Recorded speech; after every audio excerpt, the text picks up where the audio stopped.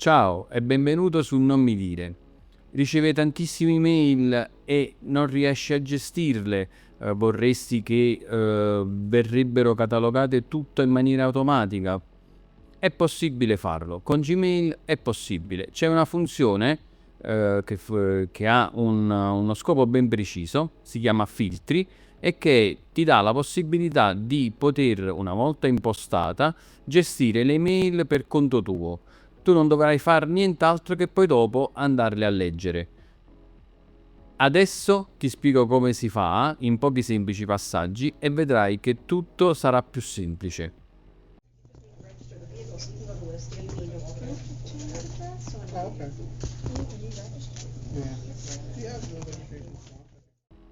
Allora, per prima cosa apri il tuo Gmail.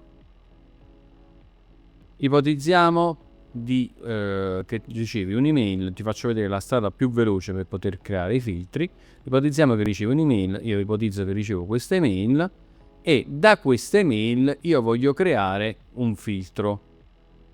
3 puntini, filtra i messaggi di questo tipo e si aprirà questa finestra, ok? In questa finestra tu puoi vedere che è possibile filtrare i messaggi in base al mittente, quindi in questo caso è questo indirizzo email, in base al ricevente, quindi se tu nel tuo Gmail utilizzi più indirizzi di posta, quindi puoi anche filtrarli, in base all'oggetto, quindi come è scritto, cosa è scritto all'interno dell'oggetto, in base alle parole che vengono contenute all'interno dell'email, quindi non lo so, tipo se ti esce un'email delle email che tu ricevi con la parola casa devono andare nel filtro, ok?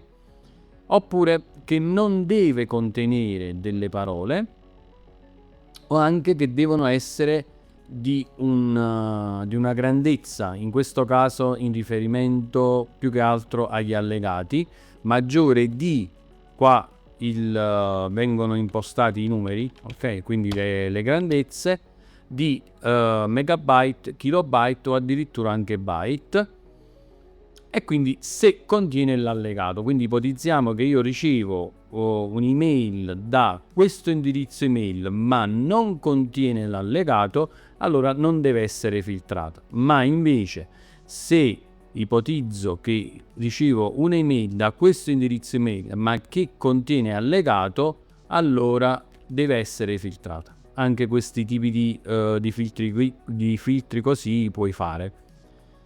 Ok, qui sotto come puoi vedere lui già mi ha trovato le email in riferimento a questo indirizzo, sono queste 3 che stanno qui sotto.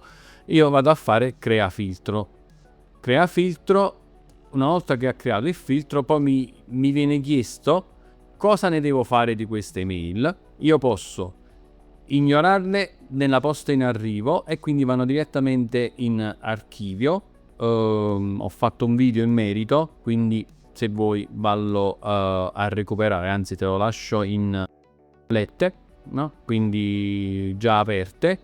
Le puoi aggiungere a speciali, quindi come mail speciali in una sezione speciale che sarebbe questa qui. Puoi applicare l'etichetta non è nient'altro che una sorta di cartella dove l'email può andare a finire in maniera automatica. Sono queste qui che stanno qui. Un attimo che ho perso. Allora ritorniamo subito dove eravamo. No, l'ho persa di nuovo. Andiamo qui, facciamo così, crea filtro, eccola qui, e poi ne puoi anche creare una nuova. Anche per questo ho fatto un video che ti lascio in maniera anche molto più completa, che ti lascio il link in descrizione, o addirittura puoi anche inoltrarle in maniera automatica. E attenzione, questa è una funzione che ti può essere utile qualora tu gestisci più indirizzi mail o quant'altro. Qui aggiungi l'indirizzo d'inoltro in automatico e praticamente all'email verrà inoltrata a quell'indirizzo. Ritorniamo in modo tale che ti faccio vedere tutte le opzioni. La puoi eliminare, quindi andrà nel cestino, non andrà mai nella cartella dello spam. La contrassegna sempre come importante, non contrassegnarla mai come importante. Applica una categoria principale, social, aggiornamenti. Anche qui c'ho il video che ho realizzato, ti permette di poter capire meglio cosa significano queste categorie. Te lo lascio sempre in descrizione. E poi qui puoi decidere se le email precedenti, quelle lì che già hai ricevuto, devono rientrare già nella funzione filtro, oppure ti interessa invece da questo momento in poi. Fatto questo, fai crea filtro. Giustamente non ho scelto. Facciamo segna come gialletta e basta. Sì, facciamo così. Ops, ecco qua. Ok, e quindi ho creato il filtro. Come faccio a ritrovarlo? Molto semplice: impostazioni, visualizza tutte le impostazioni, filtri, ed eccolo qui.